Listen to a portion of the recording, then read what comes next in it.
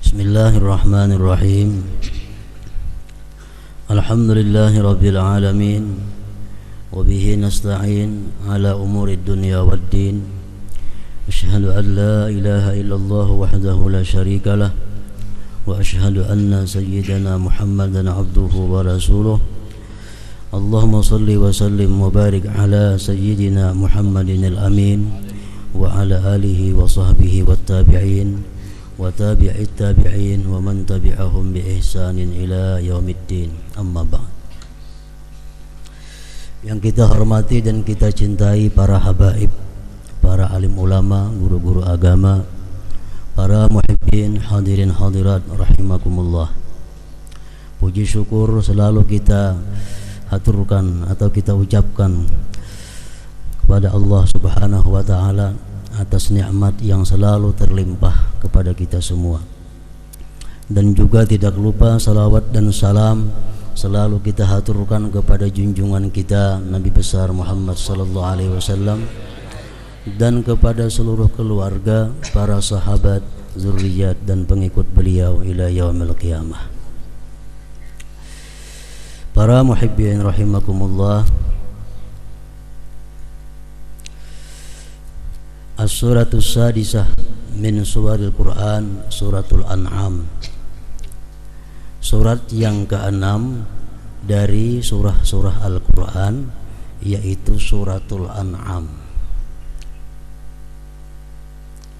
Makiyatun, suratul An'am ini makiyah, artinya diturunkan kepada Rasulullah sallallahu alaihi wasallam sebelum beliau hijrah ke Madinah. Illa sittal ayat, kecuali ada 6 ayat di dalam surat Al-An'am ini, pamadaniyatun, maka itu madaniyah. Wa ayatuha, ayat-ayatnya surat Al-An'am ini khamsun wa sittuna wa mi'ah, 165 ayat. Al-An'am artinya adalah binatang ternak. Binatang ternak berupa unta, sapi atau kambing, itu disebut An'am. Surat Al-An'am. Kenapa surat yang ke-6 ini dinamai dengan Al-An'am? Karena di dalam surat ini ada beberapa ayat yang membicarakan tentang Al-An'am, tentang hewan ternak berupa unta, sapi atau kambing.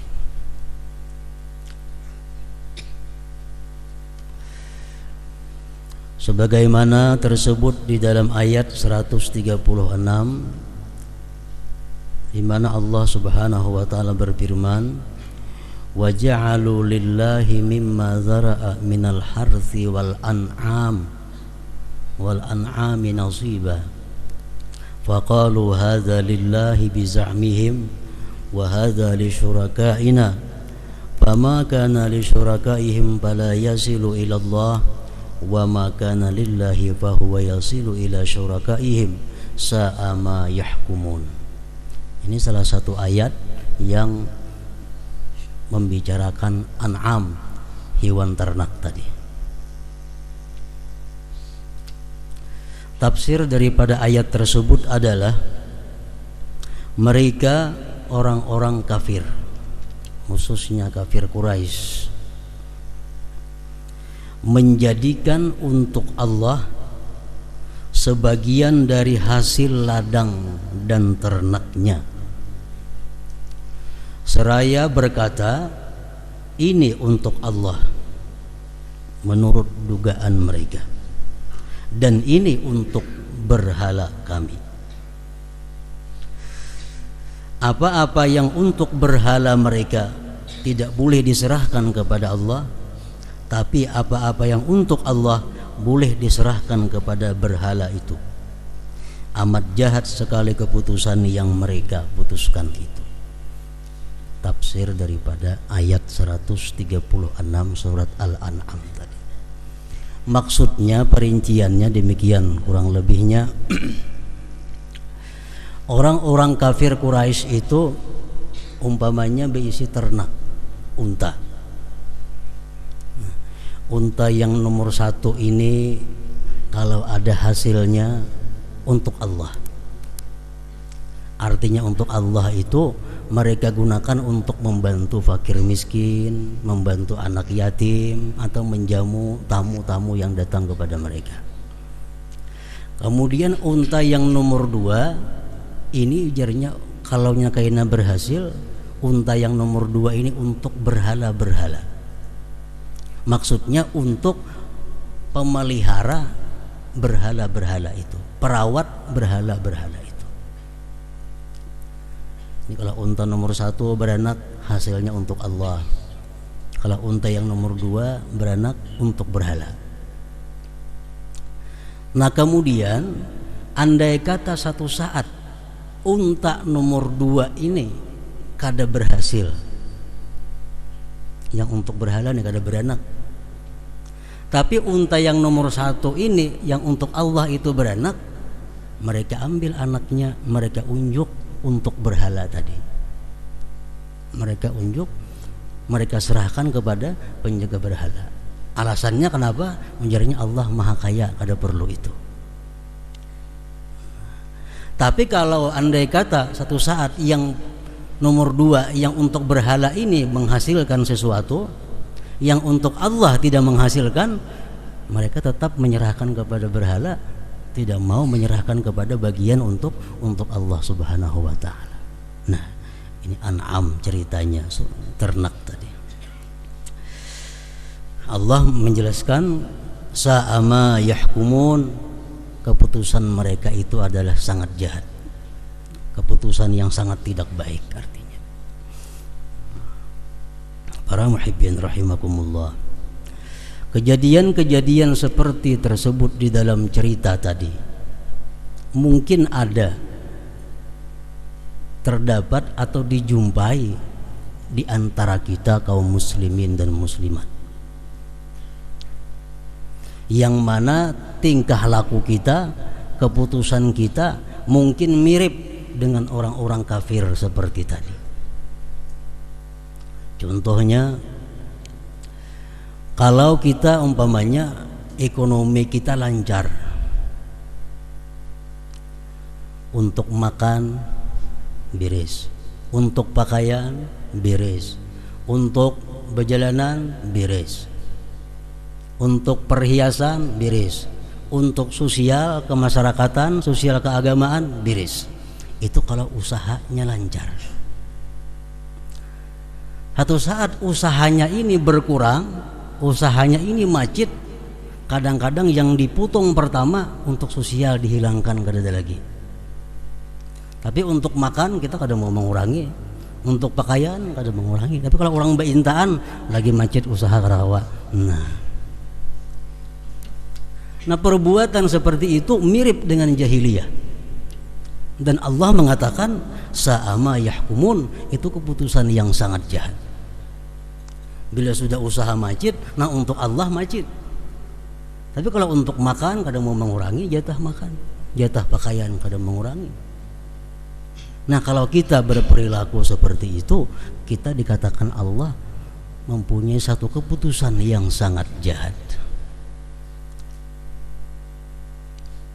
Contoh lain lagi, umpamanya kita ada mempunyai 2 anak, satu anak yang sekolah agama, satu anak sekolah umum. Kalau ekonomi kita lancar, ini anak lancar kedua-duanya sekolah. Tapi kalau ekonomi merusut, nang diampihi kira-kira nang sekolah agama ini biasanya, nang sekolah pesantren diampihi ongkosnya macet. Tapi nang sekolah SMP kata diampihi, ini praktik kafir jahiliyah. Nah, Allah mengatakan sa'ama yahkumun, ampihi kedua-duanya, nyaman kada sama lawan orang kafir. Kalau lebih baik lagi ampihi nang sekolah umum, nang sekolah agama Allah tarusakan dengan biaya yang ada. Nah, macam itu mestinya kalau kita beriman kepada Allah dan mengambil keputusan sesuai dengan yang diridai oleh Allah Subhanahu wa taala. Walhasil dalam keadaan ekonomi apapun yang kita hadapi, bagian untuk Allah jangan dikurangi. jangan dipotong, karena kurangi sisit semuaan. Jadi kalau sebulan umpamanya untuk makan 500.000, untuk pakaian 500.000, untuk sosial misalnya 100.000, usaha masjid, nah semuaan dipotong. Jangan hanya untuk Allah itu ditiadakan. Nah ini meniru gawian orang jahiliyah yang beribu-ribu tahun telah lalu. Para muhibbin rahimakumullah. Surat Al-An'am ini turunnya sebelum Rasulullah hijrah ke Madinah. Beliau masih di Mekah. Lalu banyak dalam surat Al-An'am ini menceritakan tentang kelakuan-kelakuan orang kafir Mekah waktu itu.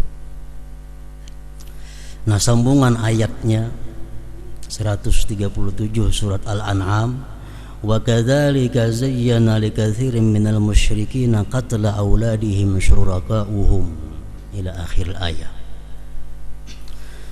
Artinya seperti demikianlah memperhiasi itu syaitan-syaitan kepada kebanyakan orang musyrik waktu itu membunuh anak mereka. Maksudnya membunuh anak perempuan. Membunuh anak perempuan merupakan perilaku jahiliyah.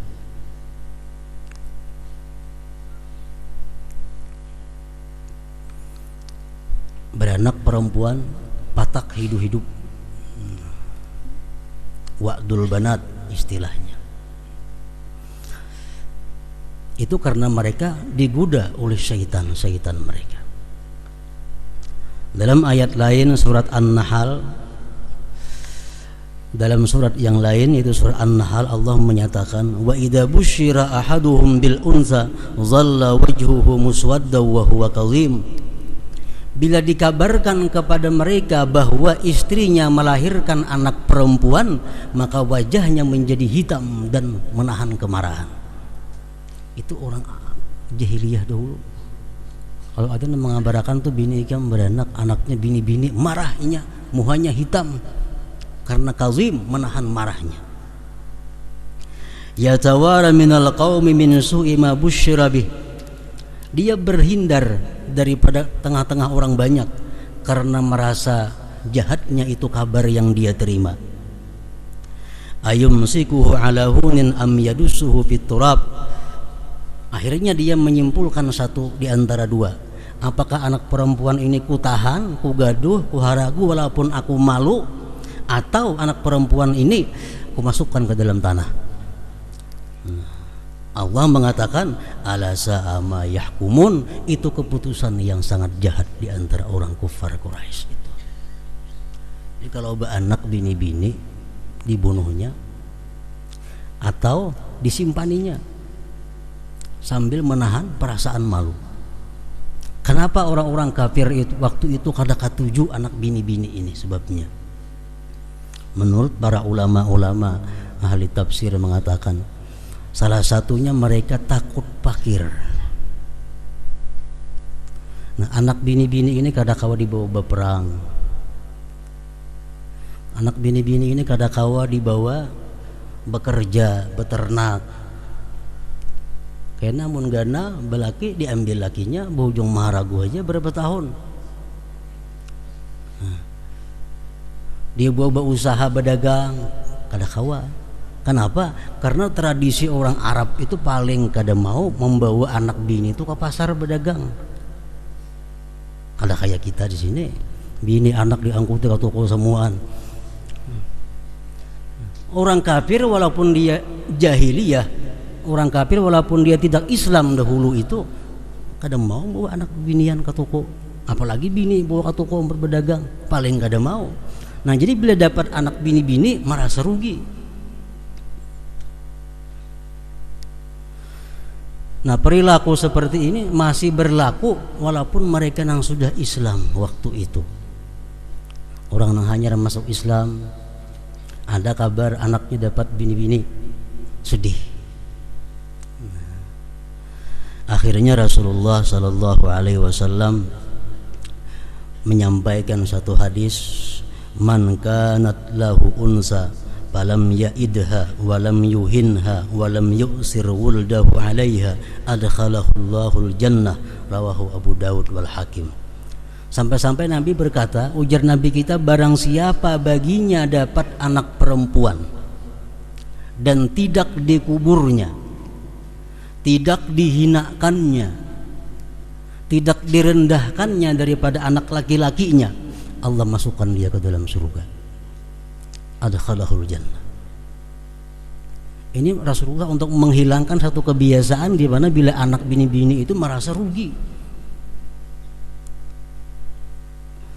Ada lagi hadis lain yang mengatakan, man kana lahu thalasu banatin yu'wihinna wa yarhamuhunna wa yakfuluhunna wajabat lahul jannata albattata.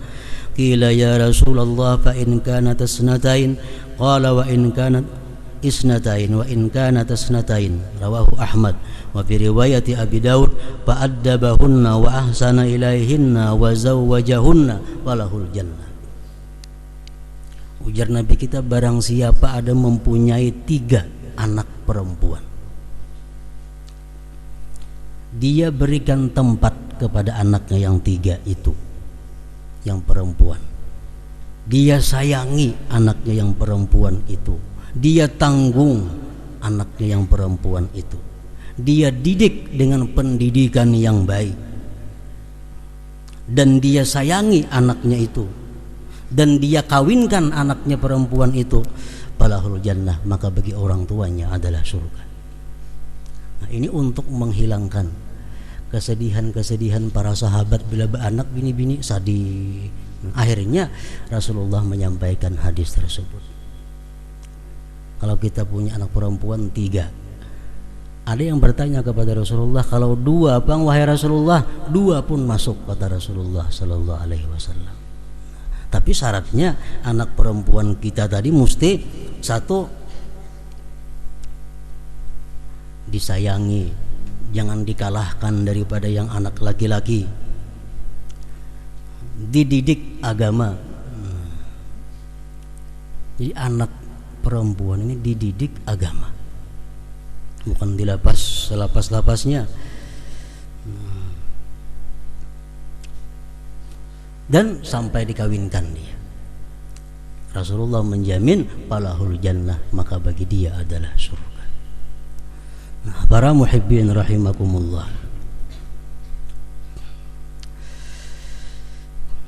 dalam surat Al-An'am ini sebagaimana disebutkan tadi, banyak menceritakan tentang kelakuan-kelakuan jelek daripada orang-orang kafir Quraisy. Tetapi kada semua orang kafir Quraisy itu berperilaku buruk.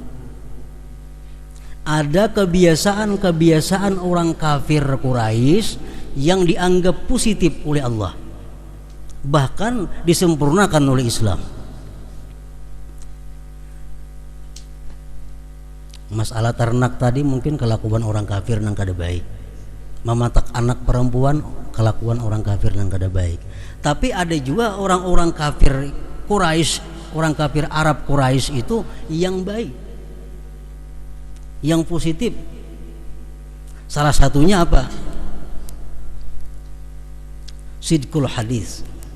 Orang kafir Quraisy itu jujur berkata-kata. Kaya apapunnya kada mau berdusta, walaupun terhadap musuh. Daripada saking jujurnya orang kafir Quraisy itu. Nah, perilaku orang kafir Quraisy yang bersifat selalu jujur ini diteruskan oleh Allah Subhanahu wa taala, bahkan disempurnakan lagi oleh Allah Subhanahu wa taala. Abu Sufyan contohnya. Abu Sufyan orang kafir, musuh Allah. Begitu ada yang bertanya kepada Abu Sufyan, wahai Abu Sufyan, bagaimana Muhammad orang Mekah yang tetanggamu itu? Abu Sufyan menjawab, itu Muhammad orangnya amin, dipercaya, padahal musuh, cuma tetap memelihara kejujuran.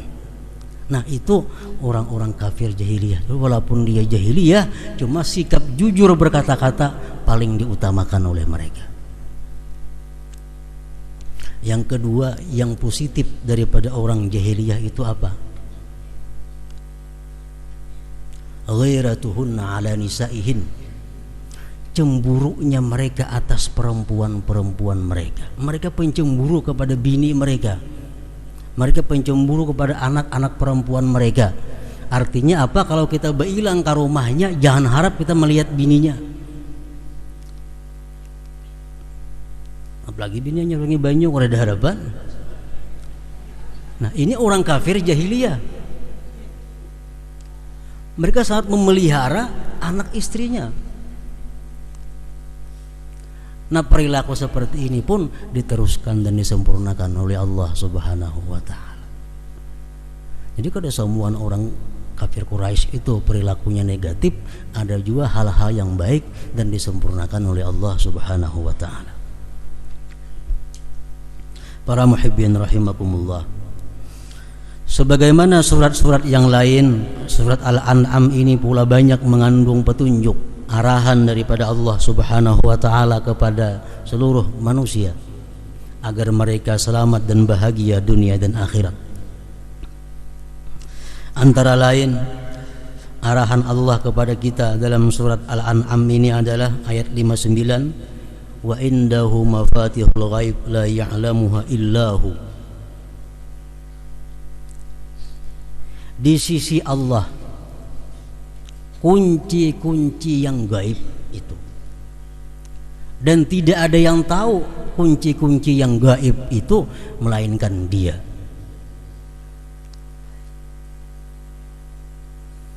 Rasulullah menafsirkan itu, mafatihul ghaib khamsun la ya'lamuha illallah.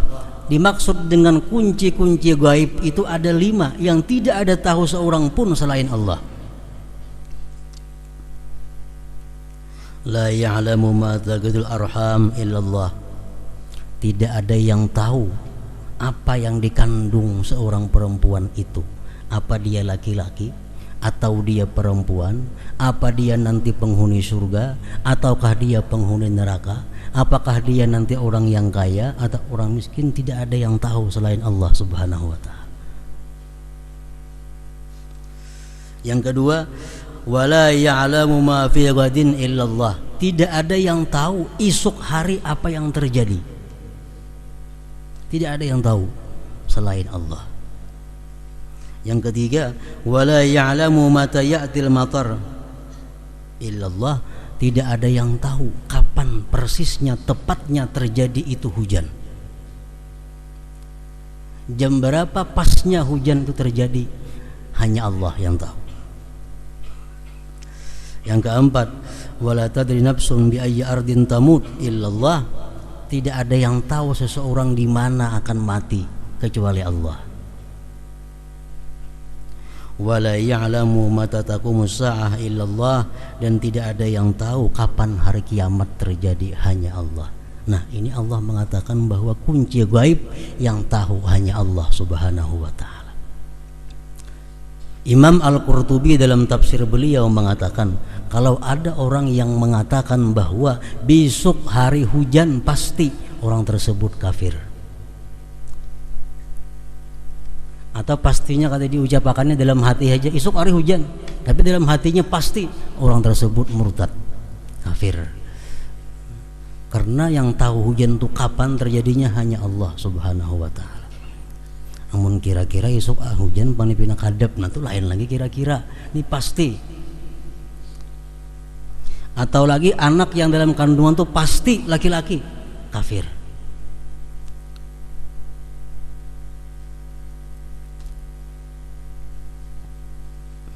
Hari kiamat tanggal sekian tahun sekian, kafir. Termasuk perkara yang gaib yang hanya tahu Allah Subhanahu wa taala. Atau kayak apa nasib kita isoknya tahun kaina, yang tahu hanya Allah Subhanahu wa taala. Nah, di sini arahan Allah kepada kita apa? Kita jangan sampai mendatangi apalagi mempercayai syaitan, dukun, tukang tanung, tukang ramal dalam hal-hal yang gaib ini. Kenapa? Membahayakan akidah seseorang, membahayakan agama seseorang. Baiklah mun aku lawan ini, baiklah mun aku berdagang ini, baiklah aku mun bagana di anu. Itu betakun Allah Ta'ala aturannya. Ada mohon manusia. Itu perkara gaib, la ya'lamuha illahu. tidak ada yang tahu kecuali Allah. Rasulullah mengatakan man ata arrafan, barang siapa mendatangi tukang ramal, tukang tangguh, fasa'alahu an syai', dia tanyakan daripada sesuatu kepada tukang tangguh tadi, lam tuqbal lahu salatu arba'in lailah,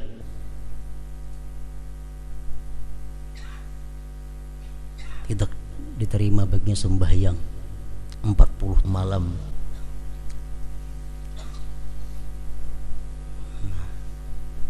Bertakun orang tukang ramal kayak apa?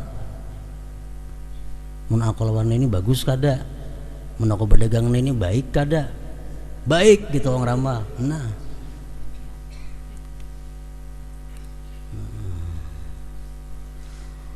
jadi perkara-perkara gaib jangan hendak bertanya kepada siapapun.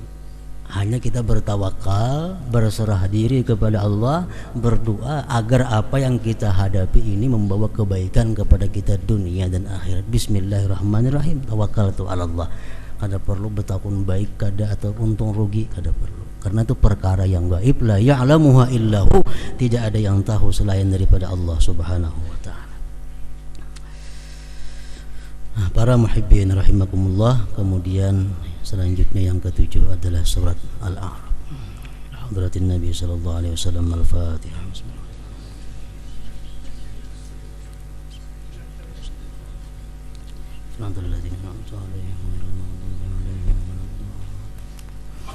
Asyhadu an la ilaha illallah wahdahu la syarika lah, وأشهد أن سيدنا محمدا عبده ورسوله. لا إله إلا الله، نستغفر الله. لا إله إلا الله، نستغفر الله. لا إله إلا الله، نستغفر الله. لا إله إلا الله، ونتوب إلى الله.